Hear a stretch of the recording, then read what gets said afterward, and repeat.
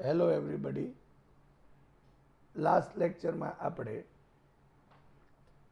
Dielectric અને તેના પ્રકાર વિશે ચર્ચા કરી અને તેમાં પણ ડાઇઇલેક્ટ્રિક અને ડાઇલેક્ટ્રિક અણુઓ અધ્રુવ્ય અને ધ્રુવ્ય અણુઓની પણ ચર્ચા કરી. ત્યારબાદ આ ધ્રુવ્ય અને અધ્રુવ્ય અણુઓ ને જો સમાન વિદ્યુત ક્ષેત્રમાં મૂકવામાં આવે તો એ જે અણુઓ છે એ અણુઓની વર્તણૂક કેવી હોય, એટલે કે સમાન વિદ્યુત ક્ષેત્રમાં ધ્રુવ્ય અને અધ્રુવ્ય જે ડાઇઇલેક્ટ્રિક અણુઓ છે એ ડાઇઇલેક્ટ્રિક અણુનું ધ્રુવીભવન કેવી રીતે થાય એની પણ આપણે વિસ્તારથી ચર્ચા કરી. આજે આપણે સમાંતર પ્લેટ કેપેસિટરના કેપેસિટન્સ પર ડાઇઇલેક્ટ્રિકની અસર સમજવાના છીએ અને સાથે સાથે ડાઇઇલેક્ટ્રિક અચળાંકનું સૂત્ર પણ મેળવીશું. અહીં તમે જે જોઈ શકો છો કે કેપેસિટરના કેપેસિટન્સ પર ડાઇઇલેક્ટ્રિકની અસર, એટલે કે જ્યારે આપણે સમાંતર પ્લેટ કેપેસિટરના કેપેસિટન્સનું સૂત્ર મેળવ્યું હતું અને તે C = ε0 A/d જેટલું હોય છે, તો ત્યારે આપણે જે સમાંતર પ્લેટ કેપેસિટર લીધું હતું એના બે પ્લેટ વચ્ચે આપણે શૂન્યાવકાશ અથવા તો હવા લીધેલ હતું. આજે આપણે આ સમાંતર પ્લેટ કેપેસિટરના બે પ્લેટ વચ્ચે જો ડાઇઇલેક્ટ્રિક એટલે કે અવાહક જો મૂકવામાં આવે તો એ અવાહક મૂકવાથી અહીં જે કેપેસિટર છે એના કેપેસિટન્સ પર કેવી અસર થાય તેની આપણે ચર્ચા કરીએ.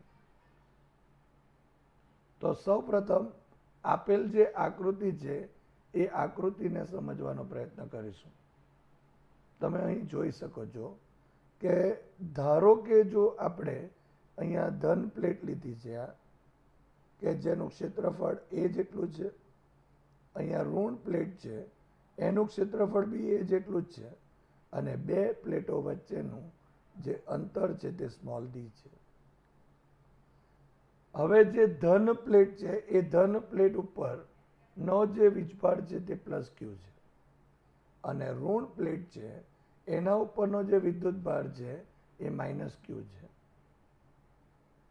હવે જો ધારો કે આ સુવાહક 1 અને સુવાહક 2 એટલે કે આ પ્લેટ 1 અને પ્લેટ 2 ની વચ્ચે જો માત્ર જો અહીંયા શૂન્ય અવકાશ રાખવામાં આવે તો એ શૂન્ય અવકાશ રાખવાથી એની વચ્ચેના વિસ્તારની અંદર એક ક્ષેત્ર ઉત્પન્ન થાય. આપણે આગળ થિયરીમાં જોયું છે કે જો અહીં શૂન્ય અવકાશ અથવા તો હવા હોય તો અંદરના વિસ્તારમાં વિદ્યુત ક્ષેત્ર હોય છે, પરંતુ આ ડાબી બાજુના વિસ્તારમાં અને આ જમણી બાજુના વિસ્તારમાં અહીં વિદ્યુત ક્ષેત્ર હોતું નથી. તમે અહીં જોઈ શકો છો કે જે ધન પ્લેટ છે ત્યાંથી વિદ્યુત ક્ષેત્રની દિશા આ તરફ એટલે કે +q થી -q તરફની છે. તમે આ જોઈ શકો છો.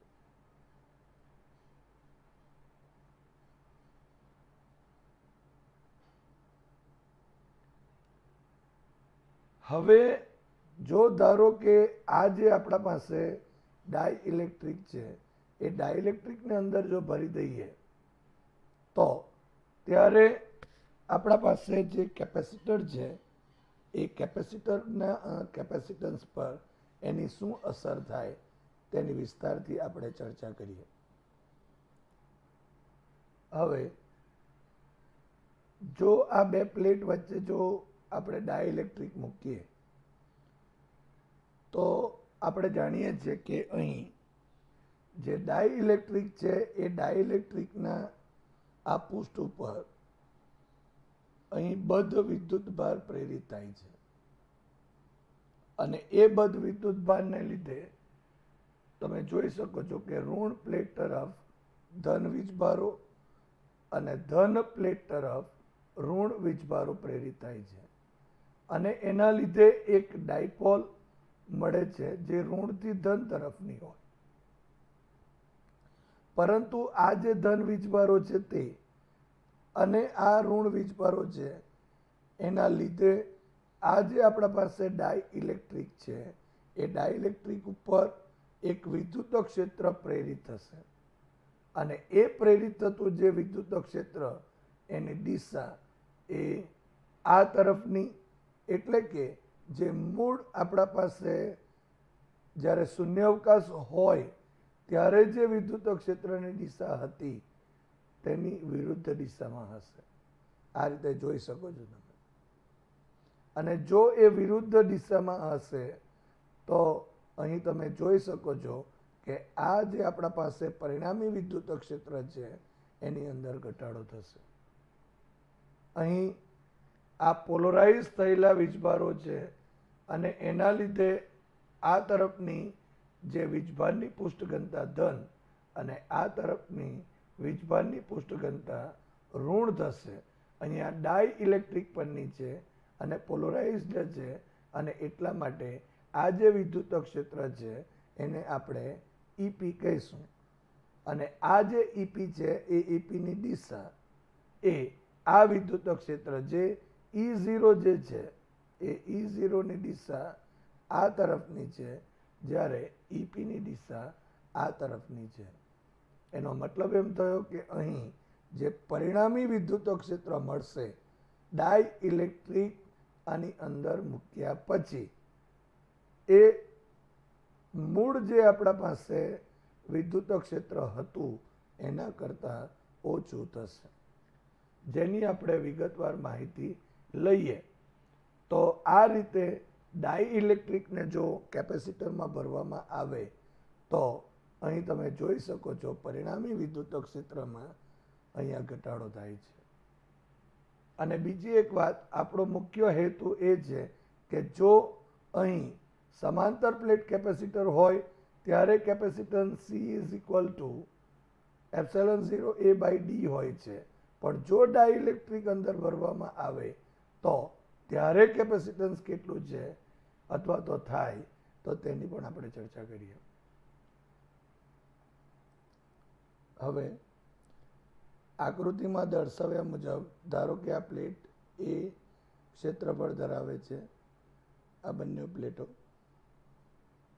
બેની વચ્ચેનું અંતર d છે અને ધારો કે બંને પરના વીજભારો +q અને -q છે.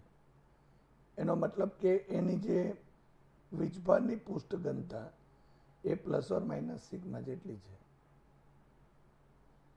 જ્યારે બે પ્લેટો વચ્ચે શૂન્ય અવકાશ અથવા હવા હોય ત્યારે તેમની વચ્ચે ઉદ્ભવતું વિદ્યુત ક્ષેત્ર એને આપણે E0 કીધું છે. તો E0 ઇઝ ઇક્વલ ટુ σ/ε0 આટલું હોય છે.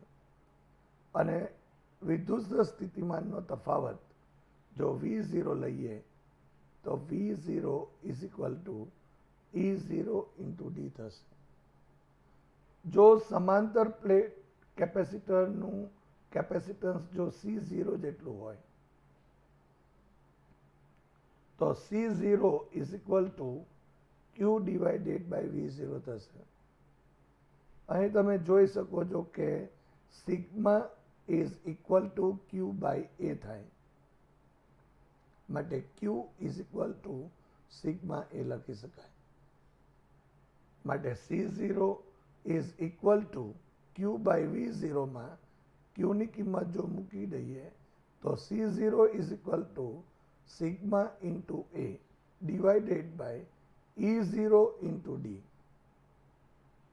હવે તમે જોઈ શકો છો અહીં કે sigma into A divided by D એ અહીં લખેલ છે અને E0ની કિંમત જે સમીકરણ 1 પરથી અહીંયા સિગ્મા બાય એપ્સિલોન 0 છે તો અહીંયા E0 નીચે છે માટે સિગ્મા નીચે લખીશું, એપ્સિલોન 0 અંશમાં લખીશું.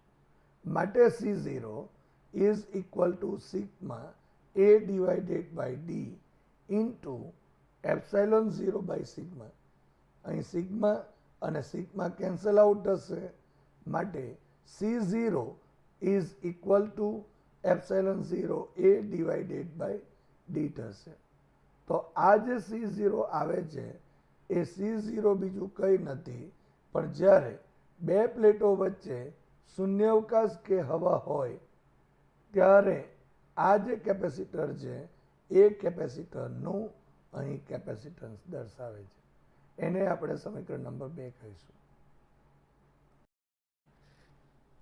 હવે આ જે સમાંતર પ્લેટ કેપેસિટર છે એની બે પ્લેટ વચ્ચે જો ધારો કે આપણે સંપૂર્ણ રીતે જો ડાઇલેક્ટ્રિક ભરી દઈએ, જો તમે જોઈ શકો છો અહીંયા સેટ કરેલું છે, એ જો સંપૂર્ણ રીતે જો અહીં આપણે ડાઇલેક્ટ્રિક જો ભરી દેવામાં આવે તો આપણે જાણીએ છીએ કે આ ડાઇલેક્ટ્રિકની અંદર ધ્રુવીભવન થાય અને એ ધ્રુવીભવન થવાને લીધે આપણને આ જે ડાઇલેક્ટ્રિક છે એ ડાઇલેક્ટ્રિકની સપાટી ઉપર એક બદ્ધ વિદ્યુતભાર મળે, એટલે કે પ્રેરિત વિદ્યુતભાર મળે.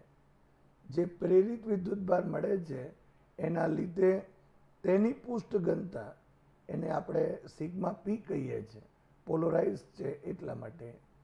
તો સપાટી પર વીજભારની પૃષ્ઠ ઘનતા એ plus or minus sigma P થશે. આપણે જે આગળ ચર્ચા કરી તે મુજબ અહીં ઋણ પ્લેટ તરફ ધન અને ધન પ્લેટ તરફ ઋણ મળે છે અને એના લીધે જે ક્ષેત્ર ઉત્પન્ન થાય એ મૂળ જે આપણા પાસે ક્ષેત્ર હતું કે જ્યારે બે પ્લેટ વચ્ચે હવાનું માધ્યમ હોય ત્યારે જે ક્ષેત્ર હતું એની વિરુદ્ધ દિશામાં મળે. માટે અહીંયા બે પ્લેટો વચ્ચે પરિણામી વિદ્યુત ક્ષેત્રમાં ઘટાડો થાય છે. આ જે બે પ્લેટો વચ્ચે પરિણામી જે વિદ્યુત ક્ષેત્ર છે એ E is equal to E0 minus EP is equal to sigma divided by epsilon 0 minus sigma P divided by epsilon 0. જ્યાં EP એટલે જે પોલરાઇઝ થયેલા વીજભારો છે એના લીધે ઉદ્ભવતું વિદ્યુત ક્ષેત્ર, આ જે પ્રેરિત વીજભારો છે, આ બદ્ધ વીજભારો છે, એના લીધે ઉદ્ભવતું વિદ્યુત ક્ષેત્ર sigma P divided by epsilon 0 થશે, જે આપણે કિંમત અહીં ઉમેરેલ છે. હવે જો લસાવો સમછેદી છે માટે એપ્સિલોન 0 લખી દઈએ so E is equal to sigma minus sigma P divided by epsilon 0 થશે.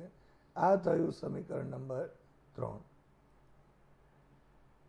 હવે આ જે મળે છે તે પરિણામી વિદ્યુત ક્ષેત્ર થાય છે. હવે આ બે પ્લેટ વચ્ચે જ્યારે ડાઇલેક્ટ્રિક ભરેલું હોય ત્યારે વિદ્યુત સ્થિતિમાનનો તફાવત એ V is equal to ED થશે. માટે V is equal to sigma minus sigma P divided by epsilon 0 into D. અહીં ઈની કિંમત આપણે એડ કરેલી છે. હવે આ થયું જ્યારે ડાઇલેક્ટ્રિક મૂકીએ છીએ ત્યારે એ પ્લેટો વચ્ચેનો પોટેન્શિયલ ડિફરન્સ છે. હવે આપણે થિયરીમાં પણ જોયું કે જો રેખીય ડાઇલેક્ટ્રિક હોય તો જે વીજભારની પૃષ્ઠ ઘનતા એટલે કે સિગ્મા એ E0ના સમપ્રમાણમાં હોય છે. તો આપણે અહીં પણ કહી શકાય કે અહીં વીજભારની જે પૃષ્ઠ ઘનતા છે એ સિગ્મા માઇનસ સિગ્મા પી છે, એ પણ પરિણામી વિદ્યુત ક્ષેત્ર ઈના સમપ્રમાણમાં જ હોય છે. તો એને સૂત્ર સ્વરૂપે જો લખવું હોય તો આ રીતે લખી શકાય. ધારો કે આપણે કેવું હોય તો E બરાબર અહીંયા E0 બાય કે માટે sigma minus sigma 0 divided by epsilon 0 is equal to આ જે છે તે અહીંયા લખીએ અને E0 ની કિંમત સિગ્મા બાય એપ્સિલોન 0. અહીં કે એ ડાઈ ઇલેક્ટ્રિક અચળાંક છે માટે અહીં sigma minus sigma P is equal to sigma by K થશે અને સમીકરણ નંબર આપણે 5 આપી દઈએ. હવે તમે જોઈ શકો છો કે સમીકરણ નંબર 5, 4 અને સમીકરણ નંબર 5 પરથી વિદ્યુત સ્થિતિમાનનો તફાવત લખવો હોય એટલે કે અહીં સિગ્મા માઇનસ સિગ્મા પી ની કિંમત આપણે અહીં આ સમીકરણ 4માં ઉમેરી દઈએ તો વિદ્યુત સ્થિતિમાનનો તફાવત V is equal to sigma minus sigma P divided by epsilon 0 into D છે. સો ઇઝ ઇક્વલ ટુ આ જે કિંમત છે સિગ્મા બાય કે એ અહીં લખી દઈએ તો સિગ્મા બાય કે ઇન્ટુ આ ડી ઉપર છે જ અને એપ્સિલોન 0 થશે. માટે અહીં જો આપણે સિગ્મા બરાબર ક્યુ બાય એ લખીએ માટે V ઇઝ ઇક્વલ ટુ આ સિગ્માની કિંમત ક્યુ બાય એ લખીએ છીએ આ ક્યુ ડિવાઇડેડ બાય એ માટે V is equal to Q divided by epsilon 0 into A into D by K થશે. માટે V is equal to Q into D divided by epsilon 0 A into K થશે. માટે V is equal to D by epsilon 0 into A into Q divided by K માટે Q by V જો લખીએ તો is equal to epsilon 0 A divided by D into K થશે. પણ આપણે આગળ ચર્ચા કરી તે પ્રમાણે C0 is equal to epsilon 0 A divided by D એટલે કે સમાંતર પ્લેટ કેપેસિટરનું કેપેસિટન્સ કે જ્યારે બે પ્લેટ વચ્ચે હવા કે શૂન્ય અવકાશ હોય માટે કે ડાઇઇલેક્ટ્રિક અચળાંક ધરાવતા ડાઇઇલેક્ટ્રિક માધ્યમવાળા કેપેસિટરનું કેપેસિટન્સ અહીંયા તમે જોઈ શકો છો Q by V is equal to આપણે સી લખીએ છીએ અને epsilon 0 A divided by D is equal to C0 લખીએ છીએ અને અહીં કે એ ડાઇઇલેક્ટ્રિક અચળાંક છે. આના ઉપરથી તમે જોઈ શકો છો કે જ્યારે આપણે શૂન્ય અવકાશ અથવા તો હવા બે પ્લેટ વચ્ચે હોય અહીંયા ત્યારે જે મળતું જે કેપેસિટન્સ છે એના કરતાં જ્યારે આપણે ડાઇઇલેક્ટ્રિક મૂકીએ ત્યારે જે કેપેસિટન્સ હોય એ કેપેસિટન્સ એ ડાઇઇલેક્ટ્રિક અચળાંકના ઘણું થઈ જાય છે એટલે કે કે ગણું થાય છે. એનો મતલબ એમ થયો કે અહીં ડાઇઇલેક્ટ્રિક મૂકવાનો મૂળ હેતુ એક જ કે આપણે આ જે કેપેસિટર છે એ કેપેસિટરના કેપેસિટન્સમાં વધારો કરી શકાય. તો જો ધારો કે આ ડાઇઇલેક્ટ્રિક છે એનો ડાઇઇલેક્ટ્રિક અચળાંક જો કે હોય તો એવા ડાઇઇલેક્ટ્રિક માધ્યમવાળા કેપેસિટરનું કેપેસિટન્સ એ શૂન્ય અવકાશના માધ્યમવાળા કેપેસિટરના કેપેસિટન્સ C0 કરતાં એ k ગણું વધે છે. અહીં તમે જોઈ શકો છો કે જે એપ્સાઇલોન 0 ઇન્ટુ k છે અને એ જે એપ્સાઇલોન 0 ઇન્ટુ જે k છે એને માધ્યમની પરમિટિવિટી કહે છે. એપ્સાઇલોન 0 ઇન્ટુ k ને માધ્યમની પરમિટિવિટી કહેવામાં આવે છે અને તેને એપ્સાઇલોન વડે દર્શાવાય છે.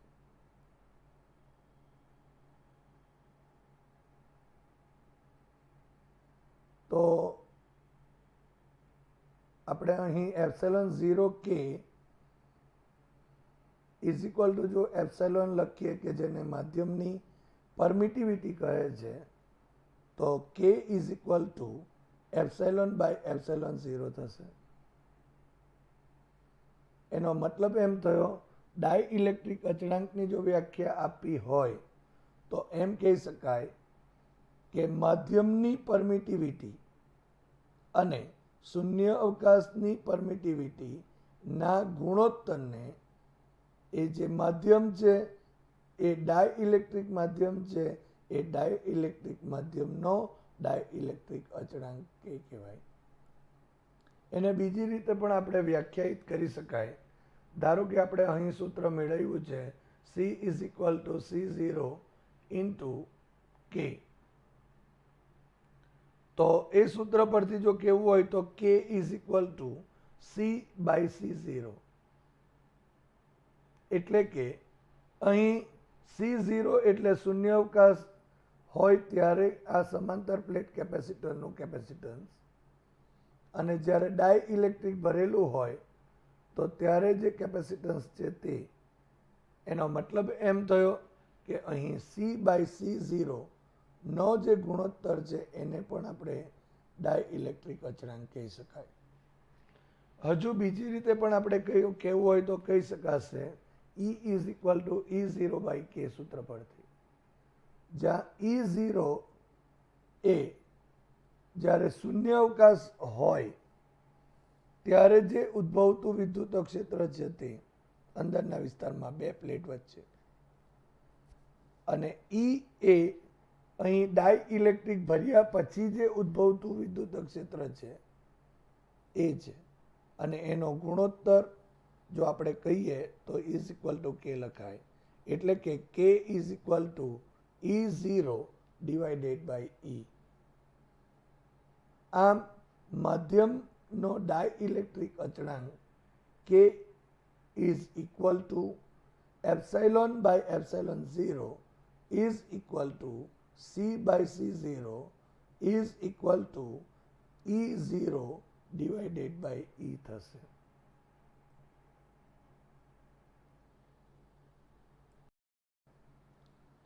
હવે આપણે વિદ્યુત સ્થાનાંતર વિશે અહીં સમજીએ.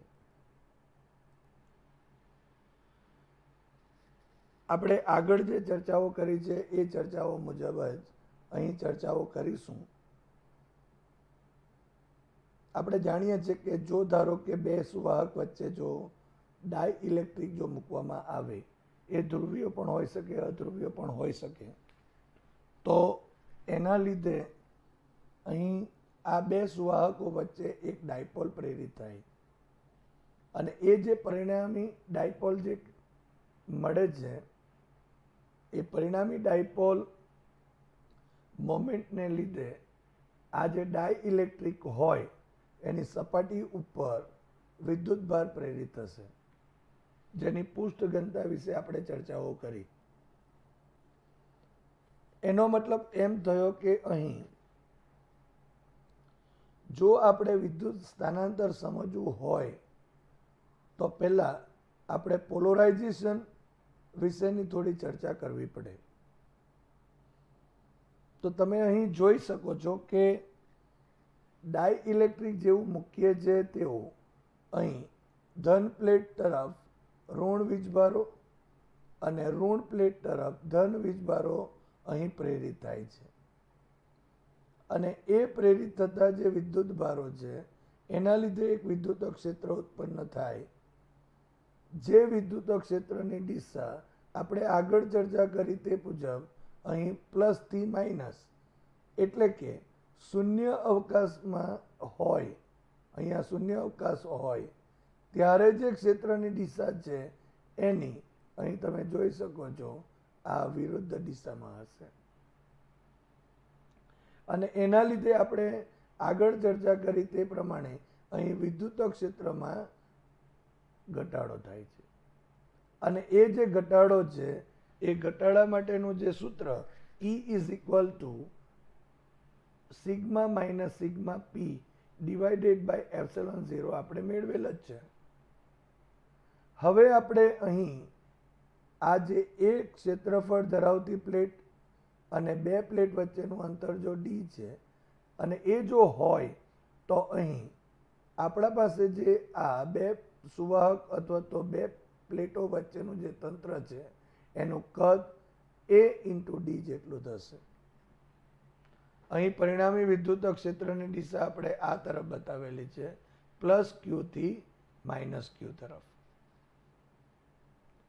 હવે આપણે જાણીએ છીએ કે અહીં જ્યારે આ રીતે પ્રેરિત વીજભારો જો મળે તો એના લીધે પ્રેરિત ડાયપોલ પણ મળશે, અહીં ઋણથી ધન.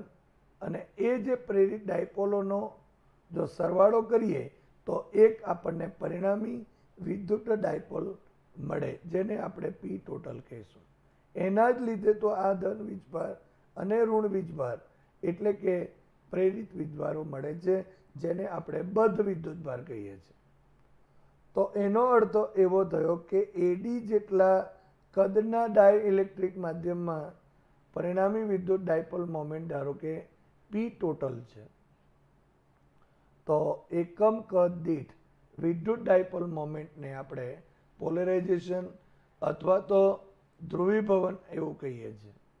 માટે P is equal to P total divided by AD થશે. હવે પી ટોટલ એટલે કે જે પ્રેરિત થયા છે, જે પોલરાઇઝ થયા છે એવા વીજભાર અને એ બે વચ્ચેનું અંતર, તો આ એનું ડાયપોલ મોમેન્ટ થયું. આ પરિણામી ડાયપોલ મોમેન્ટ છે એ ક્યુપી ઇન્ટુ ડી થશે. અહીં આ જે કદ છે તે તો આપણે નીચે રાખેલ જ છે.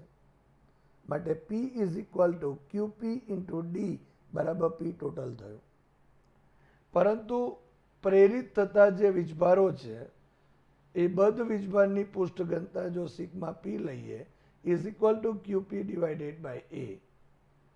માટે QP is equal to sigma P into A થશે, જેની કિંમત અહીં ઉમેરી દઈએ. માટે P is equal to sigma P into A into D divided by AD. અહીંયા એડી અને નીચે એડી કેન્સલ આઉટ થશે. માટે આપણને મળશે પી ઇઝ ઇક્વલ ટુ સિગ્મા પી. અને આ જે સિગ્મા પી છે એને આપણે પ્રેરિત વીજભારની પૃષ્ઠ ઘનતા કહીશું, એટલે કે બદ્ધ વીજભાર જે છે એની પૃષ્ઠ ઘનતા કહી શકાય.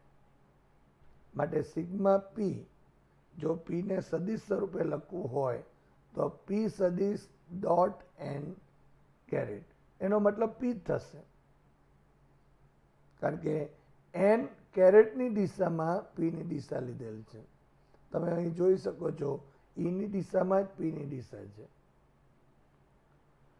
હવે જો આપણે અહીં આ જે આપેલ જે આપણા પાસે ડાયઇલેક્ટ્રિક ચોસલું જેને કહીએ, એ જે ડાયઇલેક્ટ્રિક જે ચોસલું છે એમાં પીની દિશા જમણી સપાટી એટલે કે આ તરફની જે સપાટી છે એને જો આપણે આ તરફની દિશા ને જો એન કેરેટ કહીએ અને ડાબી બાજુની જે સપાટી છે તેને આપણે એન કેરેટની વિરુદ્ધ દિશા થશે.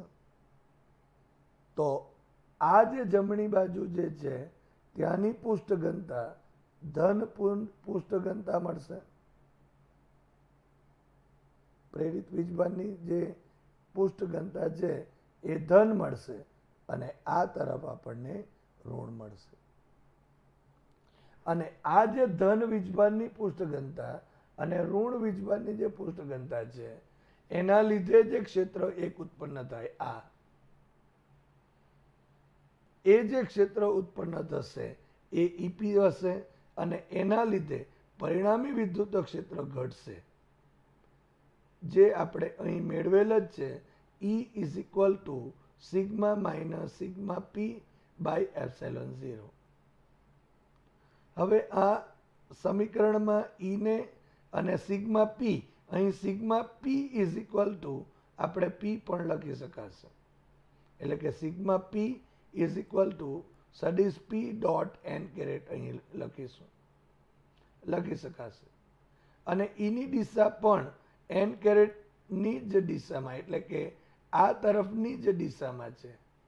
માટે વિદ્યુત ક્ષેત્રના સમીકરણને જો સદિશ સ્વરૂપે લેતા ઈ સદિશ E dot N caret is equal to sigma minus P dot N caret divided by epsilon 0 થશે.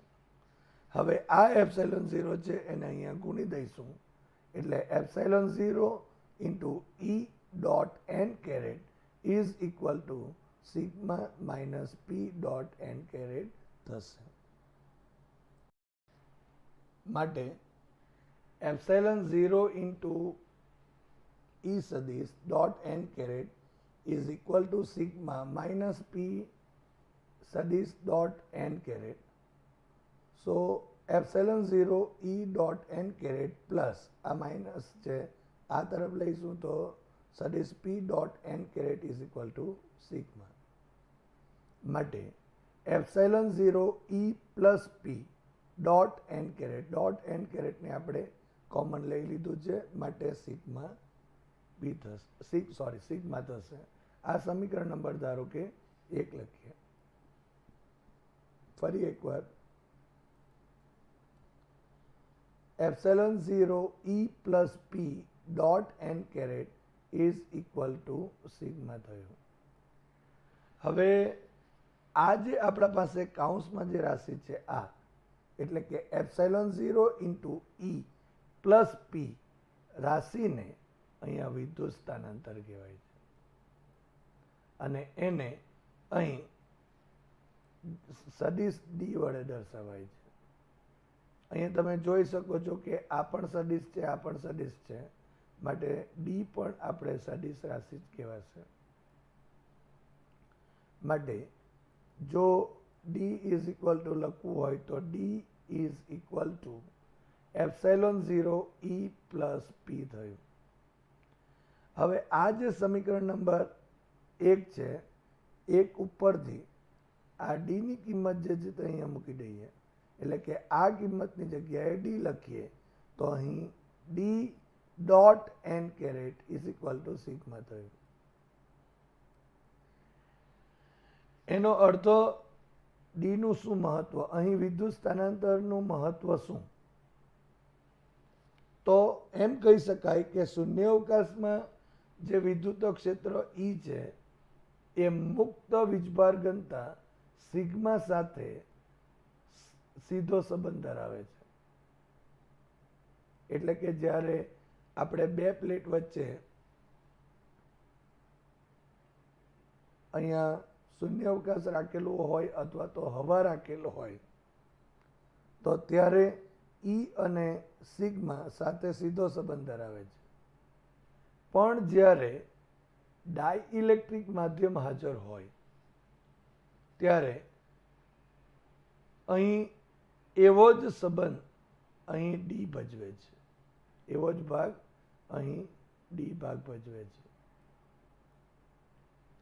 એટલે કે અહીં ડાઇઇલેક્ટ્રિક માધ્યમ જે છે, માધ્યમ માટે સમીકરણ 2 પરથી જો કહીએ તો જે મુક્ત વીજભાર ઘનતા છે એ ઈ સાથે સીધો સંબંધ ધરાવતું નથી, પરંતુ ડી સાથે સીધો સંબંધ ધરાવે છે.